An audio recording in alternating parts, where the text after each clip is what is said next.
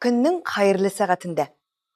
Минем тормышымда күңелемә бер дә хуш килмәгән үзгәрешләр барлыкка килде. Һәм шушы үзгәрешләр белән мин сезнең белән уртаклашасым килә. Мин 15 ел хезмәт биргән, миңа якын булган Барс Медиа компаниясеннән китәргә карар кылдым.